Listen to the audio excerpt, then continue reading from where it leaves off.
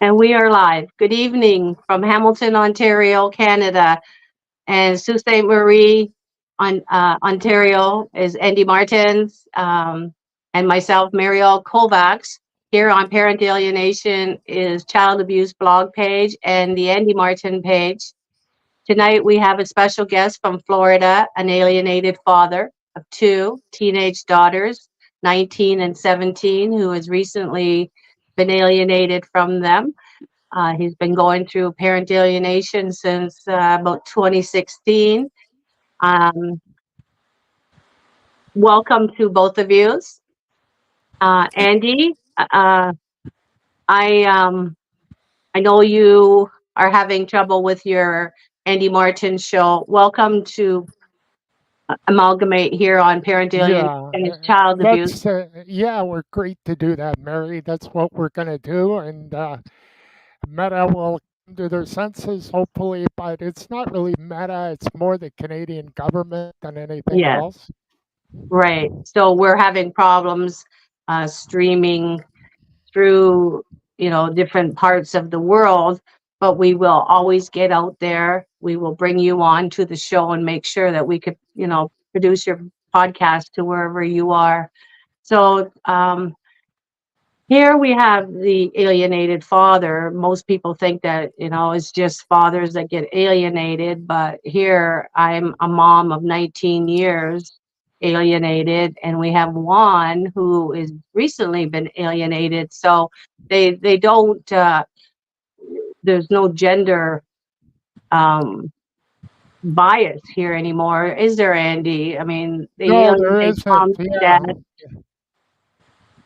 No, there isn't. And for that matter, I am not an alienated father. I've been with the same woman for 40 years, but alienation can potentially happen from your children if they don't like something you do. They can alienate you from their children or from your grandchildren. So I've recently experienced that. Alienation can happen anywhere and any time. That's right. And it's not just the children that get alienated from the grandparent, but they get alienated from their own siblings, their aunts, their uncles, their cousins, even their pets. I mean, they take the pets from them just to lure the child back into the other side of the family to make sure that, that child is got some kind of attachment to come back to, right? So they lure animals into all these scenarios as well. So I'm going to let Juan tell his story on how he became an alienated father. So, Andy, I want you to take the show so I could share this. Okay. Yeah, no problem. Mary will do that, and we'll ask Juan in South Florida, where it's very hot right now, right, Juan? You need your air Super. conditioning. It's raining fire. Wow. So yeah, give us a brief overview. We're going till shortly after 9:30 Eastern Daylight Time. How did your story start, and what was where did it go wrong? Well, I had no idea it was going on until I started going to their schools and they told me that I'm not on the registration to pick them up. I was smeared, you know, and talked about like I didn't have One custody. sec, one sec. Someone's got some talking Yeah, in the background. we got Yeah. to cut the audio in the background.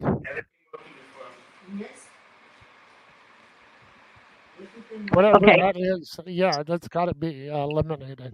Yeah. Do you have a radio on, Juan? No, there's just some people fixing the electricity. Oh, wow. We- Okay, can you somehow let them know that you're on a podcast so we can hear them? Yeah, they do. I'm gonna try to just move away where the lighting still. Maybe go to another room or something. I'm at my landlord's house. Oh, okay. Okay, can you ask them to keep it down a little bit at least, Well, because it's really loud here. okay. Excuse Yeah. me. Excuse me. You think you could poquito, por favor? Yes. Gracias. Gracias. Yeah. Okay, so go ahead. Tell us. Sorry, start from the beginning. Well, I went to the school and I was an outcast all of a sudden. All of a sudden, I had to get clearance to see my children and whatnot. I mean, I was detained like I was a monster when this is a school that I used to go pick up my kids all the time. And after they got clearance, they treated me very well. Um, I was able to find like a loophole, you would say, to see my children at their school. You know, not too much time, but at least I see them and they laugh and they had a great time with me until their mother took them out of school and did not tell me. And then it was, and I have everything recorded with documented evidence because I used to be an XPI, so I know how to document evidence. Hmm. And I have a timeline on everything, but that's just, I feel sometimes for our own sanity. But as far as that it helps to have the evidence, yeah, because it's been 3 or 4, now 5 school boards. Mind you, there's 2 girls and 1 boy. The boy is 12 years old, so I always tell them when they were with me to stay united, keep the unity. And till one day, after going against court orders, I had to get a pickup order at one point, which they granted to me because she didn't appear in court. I was able to have them for like 3 months, their birthday, Christmas, all of that good stuff. We took pictures, we had fun. I returned them on the day I had to. Ever since that day, I never got them back. I had to start doing the whole PI thing. Where are they at now? Okay, let me go see them. Let me introduce myself to the principals and whatnot. Um, I know so many principals. I got so many recognition letters from them by school boards, Hmm. stating that my children were just taken by their mother as soon as she dropped them off, found out I was coming over, and picked them up right away just so that I wouldn't have an interaction with them. Wow. Yeah. Wow. So, when was the last time you saw your daughters And my son, and your it son? was Sorry. So you got three. three Yeah, kids. Oh, my yeah, apologies. it's okay. Um, he was the one who informed me that the mother, if he texted me, Dad, mom's gone crazy. And he started filming I mean, not filming, showing me through his tablet the highway expressways, the signs, and his mother driving. And I have all of that because I recorded it on my iPhone. You just don't hear the audio, but you can clearly see. Well, I have the text messages while he was texting me. He was clearly nervous. He texted me, "Mom's gone crazy." Um, I tried to just, ask him where is she taking you, you know, and he told me that she was taking him to Ohio.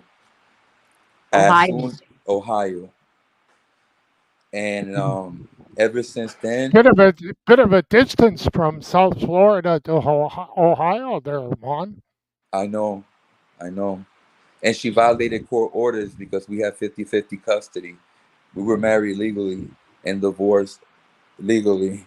So we have 50-50 in decision making and everything. And she has restrictions because since she's done this before, the judge told her to, she was on strike one already as like a warning because she had a history of doing this. But now I don't think the judge is gonna ever see her sometimes because she had threatened me, and she's on camera threatening me because I recorded her saying that I would never see my kids again, my children.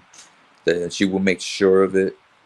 And I had to call the passport companies. I mean, government agency to put blocks on the passports and all of this. I'm still going through hell. It's a roller coaster ride that you get off one and you just get on another one. That's how it's been for me. Mary, this isn't the first time during what we've done a lot of shows and where kids are taken out of state from one state to another state. Yes, that's where uh, uh what's her name? She works with Petra. She helps with Petra. Olivia of Oliveras. She goes to in Texas and gets the kids back. I blanked out. I hate when I have to remember names. But you know who I'm talking about, Yes, Andy. I do. Yes, I do. Yeah.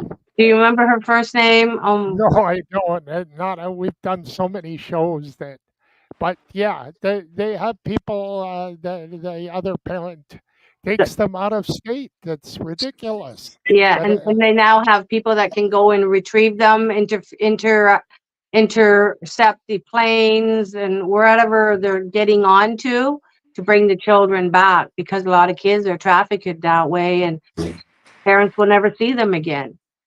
right, Very Yeah, serious. And every night, it's not one night that maybe my eyes don't get teary or I, go through it. But for the most part, I've been doing a lot of self care and focusing on just being ready so I can have that faith that when they do come, I'm just ready financially, emotionally, health wise. And that is what keeps my spirits and my motivation every day, knowing I have right. to do those things. So when you went through the court system, obviously, right? You went Oh, through yes, yes. and you had representative or did you pro se? I pro se. You pro se and your wife had lawyers? A lawyer that told me that she's crazy. They can't. She couldn't wait to get rid of her. I'm sure that's why they do what they do, Yeah. to get rid She's of them like, so you quickly. got a crazy ex-wife or soon-to-be ex-wife. I just want to get this over with. I'm like, okay, me too. So is he supporting you in having your child? Or is it just the ex-wife that's doing this? Because, they It's both just, go it's hand just, in it's hand. the ex-wife. Really, when the kids were with me, they was very weird because they told dad when mom come picks us up, we have to act like we didn't really have fun. And I'm like, what? I mean, everything was just so like parental alienation type that's the reason why I started, you know, educating myself on it more and more. Right. But And what I'm asking, Juan, is if her lawyer is helping, trying to, have both of yous in the life, that why was the can he? first lawyer, not Oh, the second lawyer. oh, so this Yeah, we're new going one, through it again after, many, many times. And oh, this so the time she went to as far as taking them out of state when she wasn't allowed to take them out of the jurisdiction. Okay, so that makes a big difference. So she's had a few lawyers. Yes, three. Okay, okay. So now I understand why you're not getting to see your kids and why the lawyer's allowing this to happen. My That's sad, on, on these. on Father's Day, my kids they text me Happy Father's Day, and my son got away with doing a FaceTime with me on a Father's Day. The only one that just gave me a text and didn't even call me is my oldest daughter, which is now 19. But my 17-year-old called me on FaceTime, and so did my son on Father's Day. That made me feel like never, like really never giving up ever. No, you don't. I haven't heard from my kids since Mother's Day I'm 2005, I'm and never it's going to give up heartbreaking. till the Yeah. wheels fall off. Well, I don't give up either. I do what I have to do. I host these podcasts. I bring families, try to bring families together. I bring professionals on here. Andy and I, we've had so many, lawyers, doctors, professionals of all kinds. But then we get these other people that call us pseudoscience, that parent alienation doesn't exist. Unless you've gone through it, unless you know what you're dealing with, the bad mouthing, the splitting, the kid doesn't want one parent over the other. Now that's the red flag right there, because no child will pit a parent over another. They want both parents. Okay? Exactly. So when these children grow up, they have psychological issues dealing with abandonment. Um, you know, Unfortunately, once I got the pickup order, second pickup order after so much time after the divorce, and they came to me, my oldest daughter, the one who was kind of like not like accepting any of my calls and whatnot, hmm came to me telling me that she was a cutter. I'm like, what? oh, I'm like, yeah, what are you talking about? She's like, the, yeah, Dad, you don't remember? I'm like, what? Me? Come on now. Like, even her sister and the brother were like, yeah, Dad never was there when you started doing this. I'm like, damn, that's how bad it has affected you, the divorce so that the you are not. siblings knew before you did. And that's what happens. They get either addicted to drugs, alcohol, sex. They become cutters. I know I've seen this happen. My own nephew ended up being a cutter. It, he, it broke my heart to see this happening to children that are struggling with their own identity, and they need to know that we do care for them. We do love them. We do want the best for them. So that's all you could do. How's she doing now? Is she still cutting or? I don't even know. I have the missing and exploited children's hotline. I called Yep. them, and they're the ones who deal with children who go missing. They told me that the Department of Police that I called basically needs to finish doing their job and putting him on the what is that thing called for the missing children? The NI something about putting it registering them into the system for missing children, because if the officer went to the house that he did a well-being check many and many times ago already, and then the last time he goes, there's some people living there and they tell them that they moved to Ohio, he has to document that and report the kids as missing, and he didn't do that. He didn't. That's not what he did. I explained this to the lady who gave me a case number from the hotline of missing children, and she told me, that to hold on, basically, that it's not easy. I know. It's not easy. It's not easy for the kids either, No, because it's it's not something that you learn how to hate. You learn how to love. So now they have to take the love, transpose it to hate, and it makes them sick inside, knowing that they have to trash a parent over, you know, to please the other parent. And it's not fair to these kids, because I was an alienated child myself, a daughter, but I had my father was in the home, but I wasn't allowed to have contact with him while he was in the home for over, decades. And then when I became an adult and never got to see him for 40 years, it really made me want to vomit when I heard he was going looking for me. And now when he's gone, it hurts knowing that I was such a idiot for thinking that. My dad, was the greatest person on earth, never hurt me, never did anything wrong, but all you hear is bad mouthing from someone else. It kind of plays into the child's mind for the rest of their life. So I would make sure that my children never heard anything bad about their father, but yet it was okay for him to badmouth me while the children were there. Both parents need to be on the same page raising kids today. And parenting is a very important part of a child's life. And when you got both parents on the same track, even though they don't like each other, they can make it that it's, amicable, that they want to raise the child together. Become allies. Yeah. And do what you want to do when the children are not there. You want to duke it out, go ahead, but do not do it in front of the kids. And my kids, when I was, my kids knew about the divorce. They were 15, 17, and 18. They were told by their father the night before um, I got arrested that we were going to get a divorce. And my 16-year-old came out and said, "You and dad going to get a divorce?" I said, "Is that what he told you?" And she said, "Yeah." She goes, "You and dad never fight." And we didn't. We never did it in front of the kids. It wasn't allowed. My kids weren't allowed to argue with each other. They had to, be civil.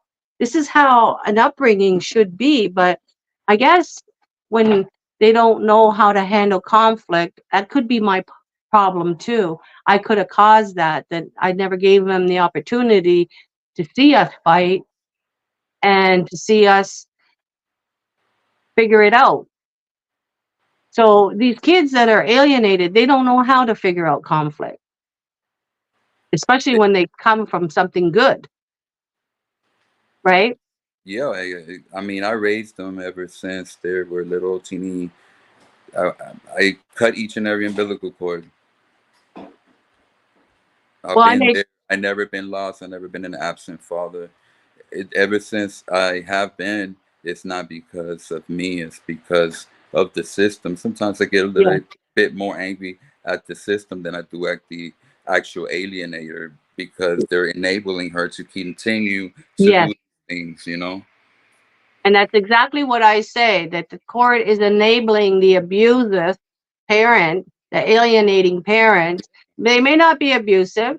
Not everyone is abusive, but they are abusing the child with their alienating tactics. So that is mental abuse. That's emotional, psychological abuse. they should do something about that They soon. should do something about that. And this is why I highly recommend to support cameras in the courtrooms, Oh, because you for sure. can't hide any of that. Everybody in the courtroom sees what the rulings are. Everyone hears the judges, the lawyers, the parents who both should be saying something, not just one side, because it's always one sided in there, and they only listen to the abusers.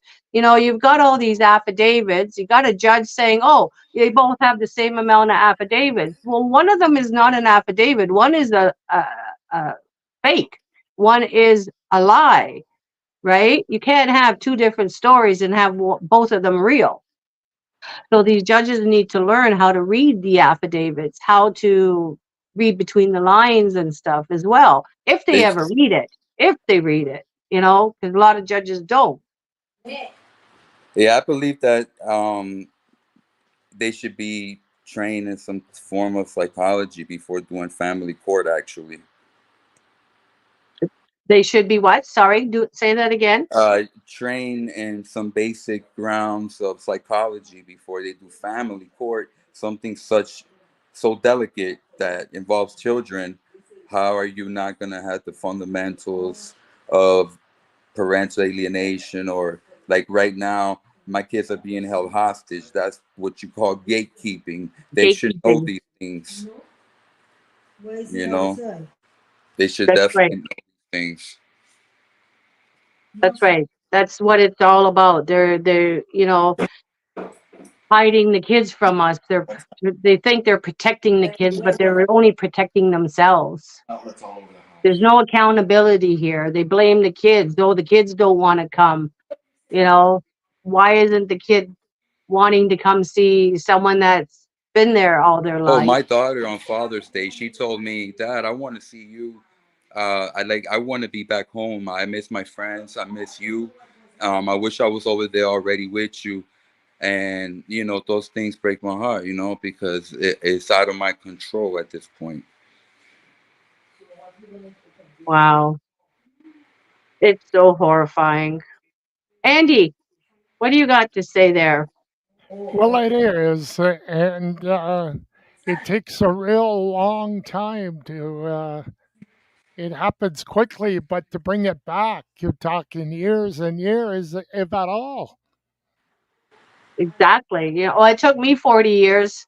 If it takes me that long, and it wasn't me. I mean, I had a stepmother that wouldn't let me see my father for a long, long time. And then the day he was on life support, she calls and says, "Okay, you can see your father now." He's on his deathbed. What kind of parent does that? What kind of Wow. step parent I says wouldn't. that you love them, but yet you take away their father? And then 4.5 years later, she didn't even call me to tell me my father died.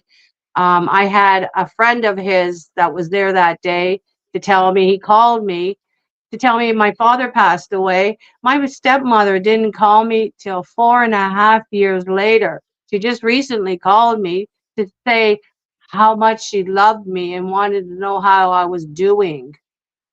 Like, really? Four and a Wow. half years later? I said, well, Unbelievable. so they just want to mess up your mind, even for the rest of your life. It's I sad. no no when it like I couldn't believe that she fits all of my ex fits all of the characteristics there is of a malignant narcissist.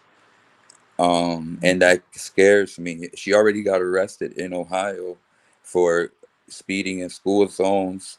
Uh, Even and every county she's been in, she's been stopped and sent to jail for, and she refused to do the DUI at one point in Ohio. And this is just within what, before Father's Day of last year to this year, and she's already, it scares me every moment. I'm thinking, hey, Right. What kind Ohio's of no, there's zero tolerance in Ohio. It's right? close to Canada too, on the other side of Lake Erie. Yeah, yeah. That's where all the deers are on the road, crushed. But I think we're going to do a part two with Juan. I think we got to hold it here at 30 minutes since we got a late start. What do you Yes. think, Gary? Oh, for sure. For sure. We'll have them come back earlier. thank you, Um, because I mean, there's so much more to this story, especially with your children being young adults. How old is your boy? 12. 12. So he's the younger one. Okay. Yeah, But your other two are almost both adults. Your daughters are seven, 19 and 17. 17. And they don't need to be in this position because, what they're learning is something that they can put onto their partner and their future children. You want to break this cycle of alienation. You don't want to enable it. So what we need to do is educate your daughters to get them back into reunification with you. It only takes a few days, once they're out of the control of the other parent, but you need to get your kids back. So we wish you all the best Thank you so in much. in this endeavor. So the next time you come on, you could, tell us how successful you are, because young girls um, need to know that, uh, young boys too need to know that the opposite sex is not something that you could discard to throw away. You're Oh, messing you're when we messing with human lives. I'm sorry to cut you off. When once we I have to say it's not that you mentioned that when we got divorced and I got them after a little while that I didn't see them. One of them told me that my older one, actually, the oldest one, which is now 19, she told me that I don't know if I'm gay or I feel I'm bisexual, but I can't talk around it around mom because, you know, it gets, she doesn't like that. Something like basically it's the intimidation tactics that she's been using to keep them silent right now. They're being held hostages. Even my daughter tells me that I just got this text. We have like a little secret way of like like telepathically, like reaching out to each other just so that her mother don't find out she's talking to me. They're afraid to give me their address or where they're at. Put it like that. That's They how are. they are Yeah, afraid. they are. I got a message from my boy who was 26 years old, and my biggest mistake was mentioning to his sisters that their brother contacted me. Why won't you talk to me? And then the boy never talked to me again. We gotta. I needed to learn. I didn't know how to do it. Nobody taught me. And I've been going through it 19 years. So now we could talk about situations on how we could help other parents to drip love. I always drip love to all of them. But it comes to a point where you've got 28, 29-year-olds telling you to go kill yourself. This is where you have to draw the line and say to the kids, hey, you're an adult now. How would you like it if your child talked to you like that? Right?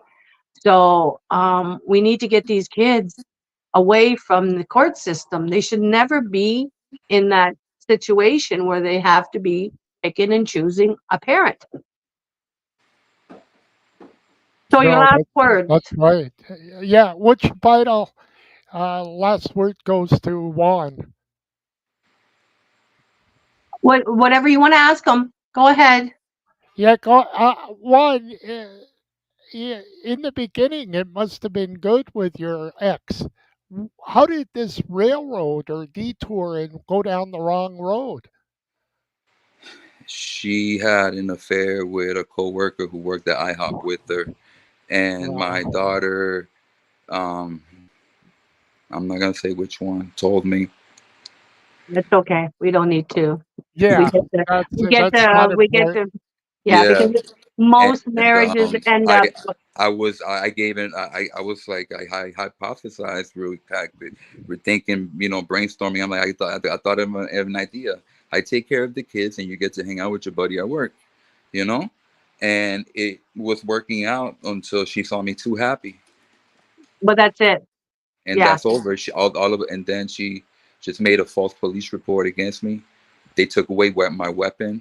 When I went to the police department to ask for my kids why they missing, they ran my ID and took my gun and everything from me right there and then. Wow. Because I did security and PI work. Right. They'll try everything and anything. Yep, that's how I Yeah. found rude Yeah. awakening. So, Andy, your last words for the viewers out there, and one. We're doing a lot of good things with Mary Auld-Kovacs, and this week could be a very big week where we crack the vault and the key opens the door to some major lawmakers in the province of Ontario, and we're going to keep going. There's a lot of other good things where the Andy Martin show can fill the void in. We're going to zero in on the city of Hamilton, Ontario, Canada. Mary Auld-Kovacs knows something about Hamilton to fill the void, and we can do it. We have the resources to stream, to fill in where radio, you know, companies that own radio stations in Canada are falling apart. They're mismanaging it, and we have the resources to do it. So it's going to be a big week. That's right. Um, just so the viewers know out there too, I got to meet the Premier of Ontario on Right. Friday. We stood in the rain for an hour with my Molly. We handed him the official letter that I had written to him to support cameras in the courtroom because Premier Doug Ford, had stated that judges and lawyers need to be held accountable in the court system. And the only way that we could hold them accountable for anything is to have cameras in the court. So, Juan, can you tell me the importance of cameras in the court briefly, just in a few words? They could get away with murder if you don't. And what would it do for you in confidence, knowing that you've got a camera or audio, It makes video them. It makes recording? them act civil. It makes them act humane. You would say without cameras in the court, especially when they run the show, you're you're at their mercy. But I'm always at the mercy of my Lord. Okay, so if you had cameras in your court, do you think your daughters would be, your son as well, more equal to parenting for you? I think that if my kids, they've been in the courtroom when she brought them, and they've came in, especially my son, he runs to me right immediately in the courtroom, So and the courts see that. they had told her not to bring the children, and she went ahead and did so anyways. But whatever, good thing, because they came running to me. That's good. Thank you for that. Andy, Well, what's your comment on cameras? well, I think it's accountability, and we're going to find out from potentially the Attorney General of Ontario what he feels about it. But I was just going to say, as my final comment, Juan would look good in a Lamborghini as a Magnum PI, just like Tom Selleck did that show. He'd That's fit right. into that role very well. I love that Miami Vice old school flicks. I love that. Yeah. You look like Don Juan. What was his name? Crockett. Johnson. From Miami Vice. Don Don Johnson, Johnson. yeah. Don Johnson. You look like a Don Johnson. But Right, yeah, Thank you. right in South Florida. That's where Don Johnson was from, eh? yeah, exactly. And his nice suits. But Juan, thank you so much. Thank you. We are so sorry you're going through it. You are a strong father. We need other fathers to, follow in your footsteps, because you have a kind soul to make it through this, and you can't be aggressive or anything else. And many of us parents, all we want is to hug our kids. We don't want any more animosity between our spouses. But it I'm seems getting like goosebumps as you say that. Yes. with that, I'm getting goosebumps as you just said that. Yes. oh, but this is what we need. We need kind, loving people to help show the court system that we are broken, heartbroken, but we are strong, that they can't bring us down. We will fight for our children until we get cameras in this courtroom. Amen. So thank you, both Andy Martens and Juan Carlos Ocasa, Ocasi from Ocasio. Florida. Ocasio, sorry, from Florida. And Andy from Sioux. I'm Uh, Mary Auld-Kovacs from Hamilton, Ontario, with Molly. We will be back on Tuesday. Today's the 18th, so Tuesday the 20th at 1 p.m. I believe, on Parental Alienation page as well. well, great, Mary. We'll see you then. Thanks, Okay, Juan. thank you. Thank Good you, night. guys. Bye Good bye. night.